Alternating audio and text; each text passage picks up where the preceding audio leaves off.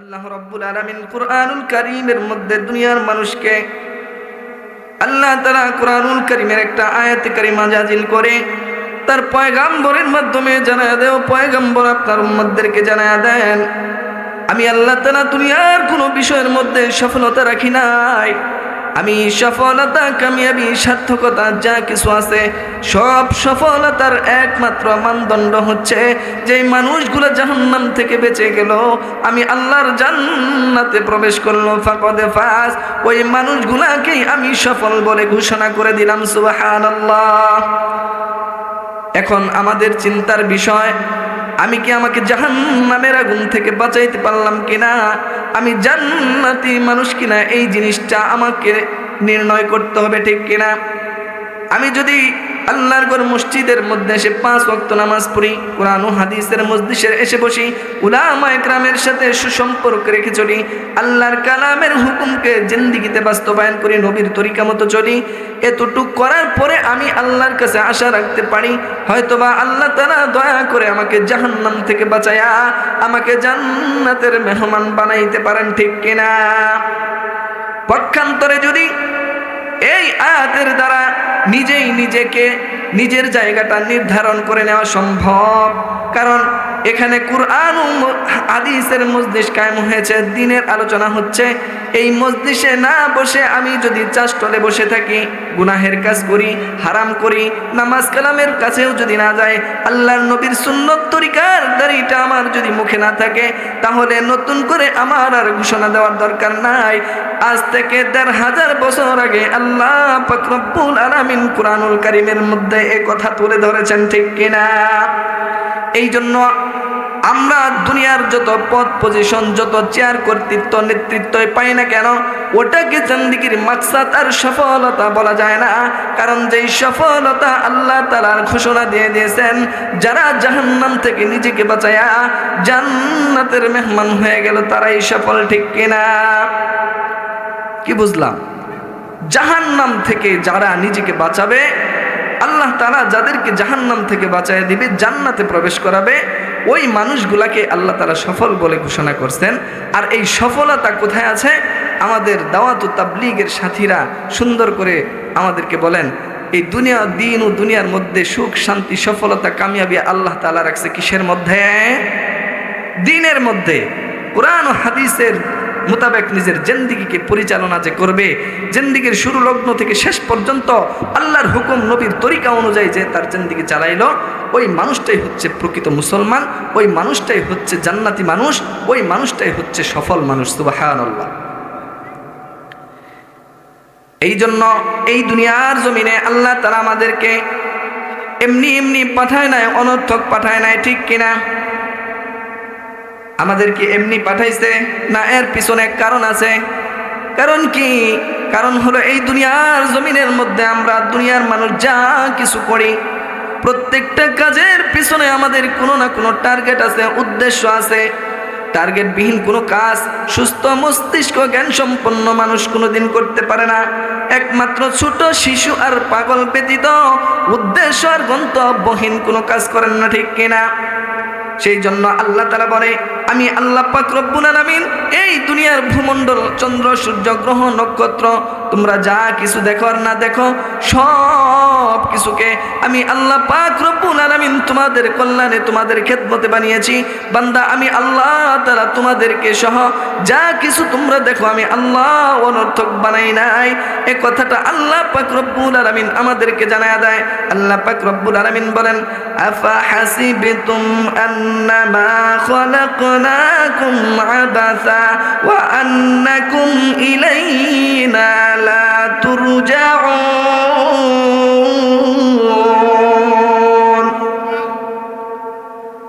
আল্লাহ পাক রব্বুল আলামিন ডাক দেয়া বলে, ও দুনিয়ার মানুষ, আফা হাসিবিতুম, তুমি কি ধারণা করো, তুমি কি মনে করো, তুমি কি এরকম করে ধারণা করো আমি রব তোমাদেরকে এমনি এমনি অনর্থক বানাইছি?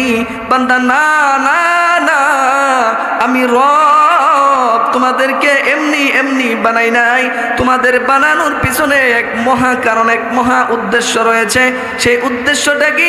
আল্লাহ পাক রব্বুল আলামিন কুরআনুল কারীমের মধ্যে এই কথাটাও জানায়া দেয়, ওয়া মা খালাকুতুল জিন্না ওয়াল ইনসা ইল্লা লিয়াবুদুন।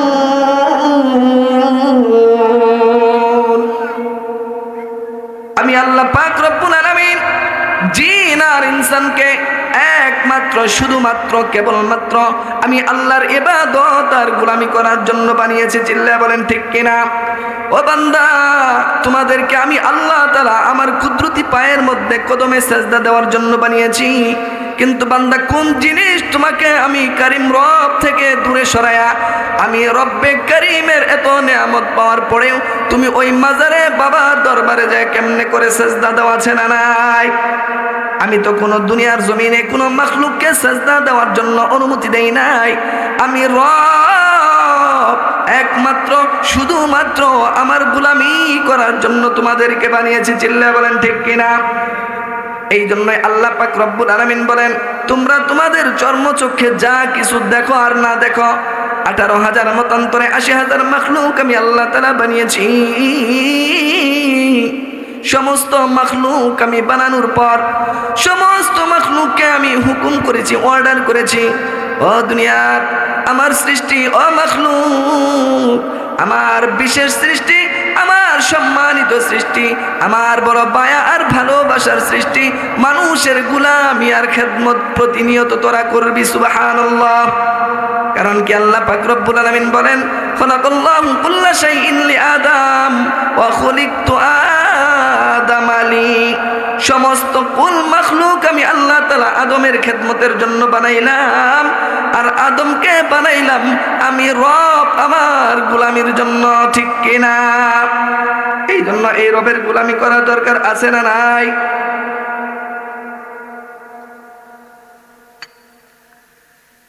আমাদেরকে আল্লাহর গোলামি করতে হবে। কেন করতে হবে? কারণ কি? কারণ হলো আল্লাহ তাআলা এই দুনিয়ার নিজামটা, এই যে বিশাল আকাশ আল্লাহ তাআলা বানিয়েছে, চন্দ্র সূর্য গ্রহ নক্ষত্র যা কিছু দেখি সব কিছু প্রতিনিয়ত আমাদের খেদমতে নিয়োজিত। ঠিক কিনা? আল্লাহ তাআলা বলেন, এত কিছু আমি দিলাম, এত নিয়ামত আমি আল্লাহ তাআলা তোমাদেরকে দিলাম, এত নিয়ামত দেওয়ার পরেও কেমন করে বান্দা তুমি আমি রবের থেকে দূরে সরে গেলা, আমি রবের সাথে নাফরমানি করলা। তুমি তো কিছুই ছিল না, তুমি আর কোনো অস্তিত্ব ছিল না, আমি দুনিয়ার জমিনে তোমাকে অস্তিত্ব দিয়েছি। কাইফা তাকফুরুনা বিল্লাহ, কাইফা তাকফুরুনা বিল্লাহ, কেমন করে আমি রবের সাথে তুমি কুফরি করলা, কেমন করে নাফরমানি করলা। ও কুনতুম আমওয়াতান, অথচ তোমরা ছিলে মৃত। ফাহিয়াকুম, আমি রবই তোমাদেরকে জীবিত করেছি। ঠিক কিনা? সুম্মা ইউমিতুকুম, জীবন দিয়েছে আমি আল্লাহ। আর এই জীবন পায়া তুমি কিন্তু অহংকারী করিও না, বাহাদুরি করিও না, কারণ এই জীবনের পরে আবার আমি আল্লাহ তোমাদেরকে অচিরেই মৃত্যু দিয়ে দিব। ঠিক কিনা? সুম্মা ইউমিতুকুম, তোমরা মরে যাবে, মৃত্যুবরণ করবে, শুধু মরে যাবে, মাটির সাথে মিশে যাবে, বিষয়টা এরকম নয়, বরং সুম্মা আমি আল্লাহ তাআলা পরবর্তীতে ফাহিয়াকুম, আবার তোমাদেরকে আমি জীবিত করব। সুম্মা ইলাইনা লা তুরজাউন, তোমরা কি মনে করো আমি রবের সামনে তোমাদেরকে আসতে হবে না? চিল্লায় বলেন ঠিক কিনা? সুতরাং এই দুনিয়ার জমিনে আমরা ছিলাম না, এই দুনিয়ার জমিনে অস্তিত্ব দিয়েছেন যিনি, তিনি কে? আবার যিনি আমাদেরকে মৃত্যু দিবেন তিনি কে? আবার মৃত অবস্থা থেকে হাসরের ময়দানে পুনরুজ্জীবিত করবেন যিনি, তিনি কে? সুতরাং সেই রবের সামনে আমাদেরকে দণ্ডায়মান হতে হবে। এই জন্য এই রবের হুকুম আর গোলামি আমাদেরকে মানতে আমাদের সকলকেই হবে। ঠিক কিনা? কিভাবে মানবো? কোত্থেকে মানবো? আল্লাহ পাক রব্বুল আলামিন এই দুনিয়ার জমিনে মানুষকে গাইডলাইন দেওয়ার জন্য, পথ প্রদর্শনের জন্য একটা গাইডলাইন দিয়েছেন। কোন রাস্তায় চলবা একটা ম্যাপ দিয়েছেন, কারণ ম্যাপ ছাড়া যদি কোনো মানুষ কোনো গন্তব্যে রওনা করে সে সঠিক জায়গায় পৌঁছবে না। ঠিক কিনা? আমাদের যখন একটা মোবাইল কিনি কিংবা একটা ফ্রিজ কিনি, সেটার জন্য একটা ক্যাটালগ আছে না নাই? কি বলেন? আছে না? যে কোনো প্রোডাক্ট কিনি তার জন্য একটা ক্যাটালগ দেয়, একটা দিক নির্দেশনা বই দেয় যে সেটা কিভাবে চালাইলে সঠিকভাবে চলবে, সুস্থ থাকবে, ভালো থাকবে। আল্লাহ পাক রব্বুল আলামিন ঠিক তদ্রূপভাবে আমাদের এই জীবন, আমাদের এই হায়াতের, আমার এই 3.5 হাত বডির ইঞ্জিনটা কোন তরিকায় আমাকে চালাইতে হবে, কোন ভাবে আমাকে চালাইতে হবে, সেটার জন্য একটা গাইডলাইন আল্লাহ তাআলা দিবেন কিনা। সেই গাইডলাইনের নাম কি? আল কোরআন। আল্লাহ তাআলার জবানের কালাম আমাদের গাইডলাইন আল্লাহ তাআলা দান করেছেন।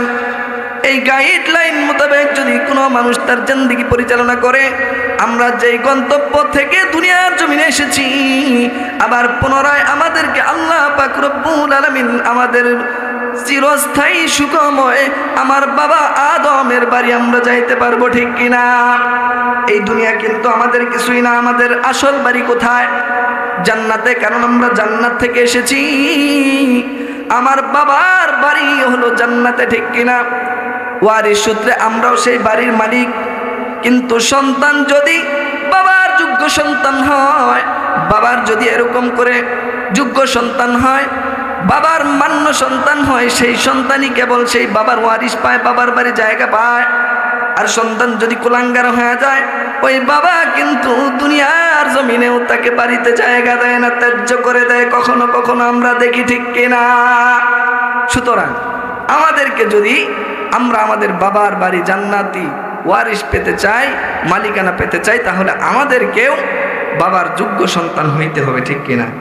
দুনিয়ার জমিনেই যদি সন্তান যোগ্য না হয়, মদখুর, গাঁজাখুর, ইয়াবাখুর, দুষ্ট, নাফরমান হয়, শুধু তাকে বাড়ি থেকে বের করে দেয়, ত্যায্য করে দেয়, এরকমই নয়, এমনও হাজারো অনেক নজির আমাদের আছে। নিজের সন্তানের দুষ্টামি, ফাইজলামি আর উগ্রতার কারণে নিজের বাবা নিজের সন্তানের কুড়াল দিয়ে মাথা পর্যন্ত কেটে আলাদা করে দিয়েছে। সিলেটের ঘটনা আমরা কিছুদিন আগে দেখেছি, ঠিক কিনা? সুতরাং সে আল্লাহ তাআলার ভয় নিয়ে যদি আমরা চলতে চাই, তাহলে আমাদের গাইডলাইন মানতে হবে কি? কোরআন। এই কোরআনের দিক নির্দেশনা আমাদেরকে মানার দরকার আছে না নাই? এখন নেতার অভিযোগ তার চেলারা মানে না, আছে না নাই? বাড়ির কর্তা যিনি, তার অভিযোগ বাড়ির যারা সদস্য আছে তারা মানে না। বিবির স্ত্রী তার স্বামীর অভিযোগ মানে না। সন্তান তার এরকম বাবার অভিযোগ সন্তান মানে না। প্রত্যেকটা জায়গায় এরকম আছে না নাই? আমি বলি, আরে মিয়া, তোমার পরিবার তোমার দিক নির্দেশনা কেমন করে মানবে? তুমি নেতা হয়েছ, তোমার যারা এরকম করে দলের লোক আছে, তোমার দলের লোক তোমাকে কি করে মানবে? তোমার স্ত্রী তোমার কথা কি করে মানবে? আরে তুমি তো আল্লাহর কুরআনকেই মানতেছো না, ঠিক কিনা? তুমি তো আমার আল্লাহর বিধানকেই মানতেছো না। তাহলে তোমার কথা কিভাবে তুমি বুঝলে তোমার কথা তোমার অধীনস্থরা মানবে? সুতরাং তুমি যদি আল্লাহর কোরআন মানতে, আল্লাহর বিধানকে কায়েম করতে, তাহলে তোমার ফ্যামিলি, তোমার অধীনস্থরাও তোমার হুকুম মানত, ঠিক কিনা? এই জন্য এই কোরআনকে মানতে হবে, এই কোরআনের সংস্পর্শে আসতে হবে। কোরআন দামি না বেদামি? কোরআন কত দামি! কোরআন আল্লাহ তাআলার জবানের কালাম। আল্লাহ পাক রব্বুল আলামিন আল্লাহর নবী পয়গম্বর আরবি হাদিসের মধ্যে ইরশাদ করেছেন, ইযা উদিয়াল মাইয়িতু ফি কবরিহি জাআল কুরআন ইনদা রাসিহি। যখন কোনো মানুষ মৃত্যুবরণ করবে, ওই মানুষটাকে আমরা কবরের মধ্যে শোয়াই কিনা? যখন কবরের মধ্যে কোনো মাইয়িতকে শোয়ানো হয়, সর্বপ্রথম মাথার কাছে কুরআনটা একটা যুবকের আকৃতি ধরে তার মাথার কাছে এসে বসে যায়। সুবহানাল্লাহ! কুরআনুল কারীম তার মাথার কাছে এসে বসে যায়। কারণ কবরের জিন্দেগি, কবরের সফর বড় লম্বা সফর। আমরা যদি দুনিয়ার জমিনে কোথাও সফর করি, আমাদের সফর সঙ্গীর দরকার আছে না নাই? আমাদের বিভিন্ন খাবার, ওষুধপত্র, কাপড় চোপড়ের দরকার আছে না নাই? সামান্য 2-3 দিনের সফরের জন্য যদি আমার এত আয়োজন হয়, আখিরাতের সফরটা আমার আপনার কত বড় লম্বা হবে। সেই সফরের জিন্দেগিতে আমার কি কোনো সফর সঙ্গীর দরকার আছে না নাই? আমার সামানপত্রের দরকার আছে না নাই? এই জন্য যদি আখিরাতের কবরের লম্বা সফর সঙ্গী বানাইতে চাই, এই কুরআনকে আমার আপনার সফর সঙ্গী বানাইতে হবে, ঠিক কিনা? এই জন্য মুসলমান ভাইরা আমার, কুরআনওয়ালাকে মুহাব্বত করো। আমি হাদিস তেলাওয়াত করেছি, কুন আলিমান, তুমি আলেম হয়ে যাও। কি হয়ে যাও? নবীজি ডাক দিয়ে বলে তুমি আলেম হয়ে যাও। তুমি আলেম হইতে পারো নাই। আও মুতাআল্লিমান, তুমি তালিবুল ইলম হয়ে যাও। তালিবুল ইলম হওয়ার মর্যাদা তুমি অর্জন করতে পারো নাই। আও মুঈনান, তাদেরকে সাহায্য সহযোগীকারী হয়ে যাও। যদি তোমার টাকা পয়সা ওরকম সামর্থ্য না থাকে, আও মুহিব্বান, তুমি তাদেরকে মুহাব্বত আর ভালোবাসা দেওয়ানেওয়ালা হয়ে যাও। ওয়ালা তাকুন খামিসান, পঞ্চম প্রকার হয় না। পঞ্চম প্রকার কি? অর্থাৎ তুমি তাদের সাথে বিদ্বেষ পোষণকারী হয় না, মোল্লা বলে গালি দিও না, জঙ্গিবাদ বলে ট্যাগ লাগায় না, তাদের সাথে সমালোচনা করো না। আলেম উলামা ও তলবুল ইলমদেরকে মুহাব্বত করো, কলিজা থেকে ভালোবাসো। এই মুহাব্বত আর ভালোবাসার কারণে কাল কিয়ামতের ময়দানে যখন মুসিবতের মধ্যে তুমি হাসুরের ময়দানে পেরেশান হয়ে যাবা, এই মুহাব্বত আর ভালোবাসা থাকার কারণে ওই আলেম উলামা আর তালিবুল ইলমদের সাথে তোমার সাক্ষাৎ হয়ে যাবে। আলমার উমা মান আহাব্বা, যেই ব্যক্তি যার সাথে মুহাব্বত আর ভালোবাসা রাখে, আল্লাহ পাক রব্বুল আলামিন তাদের সাথে হাসর নাসর করায় দেয়। আর যখন একজন আলেম একজন তালিবুল ইলমের সাথে সুসম্পর্ক রাখবা, হাসরের ময়দানে তোমার সাথে সাক্ষাৎ হয়ে যাবে। ওই সময় ওই তালিবুল ইলম আর আলেম উলামা তোমাদেরকে রেখে জান্নাতে যাবে না, ঠিক কিনা? এই জন্য একটা ঘটনা আপনাদেরকে শোনা যায়। এই দুনিয়ার জমিনে কোরআনের দাম আছে না নাই? কোরআনওয়ালার দাম আছে না নাই? কেমন দাম, কেমন দাম? নবীজি বলেন, যদি কোনো একজন কোরআনওয়ালা, আল্লাহ তাআলা তাকে কোরআনের জ্ঞান দেয়, ওহির জ্ঞান যাকে দেওয়া হয়, ওই মানুষটাকে দুনিয়ার জমিনে সব থেকে ভিআইপি পারসন, আখিরাতেও তারা ভিআইপি পারসন। আল্লাহ তাআলা বলেন, ইরফা'আল্লাহুল্লাযীনা আমানু মিনকুম, তোমাদের মধ্যে যারা ঈমান আনয়ন করেছে তাদের মর্যাদা আমি বাড়িয়ে দিয়েছি। ওয়াল্লাযীনা উতুল ইলমা দারাজাত, আর এই দামি মানুষগুলোর মধ্যে কিছু ভিআইপি পারসন থাকবে। ওই ভিআইপি পারসন হবে দুনিয়া ও আখিরাতে উলামায়ে কেরাম, ঠিক কিনা? এই দুনিয়ায় যদিও আলেমদের মর্যাদা নাই, কদর নাই, সম্মান নাই, কিন্তু আখিরাতের ময়দানে ভিআইপি পারসন হবেন আলেম উলামা, ঠিক কিনা? এই জন্য মুসলমান ভাইরা আমার, নিজে আলেম হও, হইতে পারো নাই, একটা সন্তানকে আলেম বানাও। তাও যদি সামর্থ্য না হয়, তুমি একজন তালিবুল ইলমকে মুহাব্বত করো। ও ইমানদার মুসলমান, আল্লাহর গোলাম, আল্লাহ পাক রব্বুল আলামিন তোমাদের মর্যাদা, তোমাদের সম্মান একমাত্র দ্বীনের মধ্যে রেখেছে, কোরআন মানার মধ্যে আল্লাহ তাআলা রেখেছে। এই জন্য একটা সন্তান যদি তুমি আলেম বানাইতে পারো, একটা সন্তানকে যদি হাফেজে কোরআন বানাইতে পারো, অন্তত এতটুক যোগ্যতা তুমি যদি অর্জন করাইতে পারো যে নিজের সন্তানটা নিজের জানাজার ইমামতি করতে পারে, ঠিক কিনা? এখন যদি এরকম আমি মারা যাই, আমার বংশ থেকে আমি কয়জনকে এমন তৈরি করেছি যে আমার জানাজার সামনে দাঁড়াবে? ও মুসলমান, দুনিয়ার জমিনে এত ডিগ্রি অর্জন তুমি করলা, কোন ডিগ্রি তোমার কবরে যাবে না একমাত্র কোরআনের ডিগ্রি ছাড়া, ঠিক কিনা? যত বড় শিক্ষা ব্যবস্থা আছে, কেউ যদি বলে আমি এমএ পাস করেছি, আমি যদি এমএ পাস করি, আমার বাবার মাথার মুকুট এরকম করে একটা নূরের মুকুট পরাবে, এই জন্য আমি এমএ পাস করছি বলতে পারবে? আমি এফআরসিএস করেছি, আমি এফআরসিএস এর সার্টিফিকেট নিয়ে যদি কবরে যাই, আমার কবরের সওয়াল জবাব সহজ হয়ে যাবে বলতে পারবেনি? আমি এরকম করে ইঞ্জিনিয়ার হয়েছি, এই ইঞ্জিনিয়ারের সার্টিফিকেট যদি আমি দেখাই, মরণের সময় আমার কষ্ট কম হবে বলতে পারবে? না না না। কিন্তু একটা সন্তান যদি কোরআনে হাফেজ হয়, একটা সন্তান যদি আলেম হয়, ওই সন্তানের বদৌলতে আল্লাহ পাক রব্বুল আলামিন কি ফয়সালা করে? আল্লাহ পাক রব্বুল আলামিন তার পয়গম্বরকে বলে দেন, ও পয়গম্বর বলে দেন, যদি কোনো সন্তান, একটা সন্তান যদি কোরআন শিখে, কোরআন শিখায়, কোরআনের জীবন গঠন করে, ওই সন্তান হালাল হারাম যদি এরকম করে বিবেচনা করে চলে, ওই আলেমের, ওই হাফেজে কোরআনের মর্যাদা কত হবে? ওয়াশাফাআহু আশারাতিন মিন বাইতিহি কুল্লুহুম কদ ওয়াজাবাত লাহুন নার, তার ফ্যামিলির মধ্য থেকে, তার বংশধর হতে এরকম 10 জন জাহান্নামীকে ওই ভিআইপি পারসন আলেম সুপারিশ করে জান্নাতে নেওয়ার ক্ষমতা, পারমিশন আল্লাহ তাআলা দিয়ে দিবেন। সুবহানাল্লাহ। একটা সন্তান যদি এরকম বংশ থেকে হয়ে যায়, জাহান্নামের আসামি হয়ে গেছে, তারপরেও আল্লাহ তাআলা তাকে ওই আলেম সন্তান, ওই হাফেজে কোরআনের বদলতে আল্লাহ তাআলা তাকে এরকম করে জান্নাতি বানায়া দিবেন। নিজের সন্তান নাই, আলেম বানাইতে পারি নাই, সন্তান সন্ততি দেওয়ার মালিককে আল্লাহ তাআলা কাপড়ে সন্তান দেওয়ার মালিক আমি, সন্তান নেওয়ার মালিক আমি, ছেলে দেওয়ার মালিক আমি, মেয়ে দেওয়ার মালিকও আমি। ও দুনিয়ার ইমানদার মুসলমান আল্লাহর গোলাম, আবার নিঃসন্তানীয় বানায় রাখি আমি, ঠিক কিনা? এই জন্য নিজের সন্তান আছে, আলেম বানাও পারো নাই, একটা তালিবুল ইলমকে সেবা করো, খেদমত করো, 2 লুকমা ভাত তুমি রান্না করে খাওয়াও। ও পর্দার অন্তরালে আমার মা, আপনাদেরকে আমি একটা মেসেজ জানায়া দেয়, একটা নবীন হাদিস শোনা যায়। ও বৃদ্ধ বাবাজি, ও যুবক ভাই, নিজের সন্তানকে আলেম বানাইতে পারো নাই, নিজে আলেম হইতে পারো নাই, একটা মাদ্রাসার তালিবুল ইলমকে যদি তুমি মুহাব্বত করো, ভালোবাসো, যদি এরকম করে তুমি লজিং নিয়ে 2 লুকমা 1 লুকমা 2 এক বেলা ভাত তুমি খাওয়াইতে পারো, তার ফজিলত কি হবে? আমার পয়গম্বর বলেন, ওই যে হাসরের ময়দানে হাদিসটা শুনাইলাম, ফ্যামিলির মধ্য থেকে 10 জন জাহান্নামের আসামি হয়ে গেছে, এমন 10 জনকে সুপারিশ করার পারমিশন আল্লাহ দিবেন। যখন তার ফ্যামিলির ওই লোকগুলাকে নিয়ে জান্নাতে হাফেজে কোরআন রওনা করবে, তখন তার দিলের মধ্যে মনে হয়ে যাবে, আহারে ওই যে না আমার এই যে আলেম হইছি, পড়ালেখা করছি, যেই মাদ্রাসায় পড়ছি ওই মাদ্রাসায় পাশের বাড়ি আমার কাকা লজিং মাস্টার আমাকে কত মোহাব্বত করতো, আছে না নাই?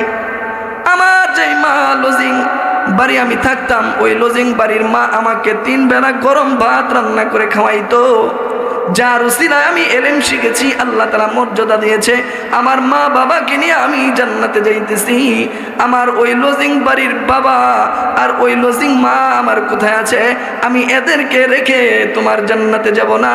ওই হাসরের ময়দানে তন্ন করে হন্য হয়ে ওই হাফেজে কোরআন আল্লাহ তাআলা তাকে যখন জান্নাতে যাওয়ার পারমিশন দিবেন, ওই হাফেজে কোরআন লজিং মাস্টারকে খুঁজবে, ওই লজিংওয়ালা বাড়ি যেই মা তাকে গরম ভাত রান্না করে খাওয়াইতো, কারণ মাস শেষ হওয়ার পরে 2-3 মাস পরে তার বাড়ি যাওয়ার সুযোগ হইতো, বাবার চেহারাও দেখার সুযোগ হইতো না।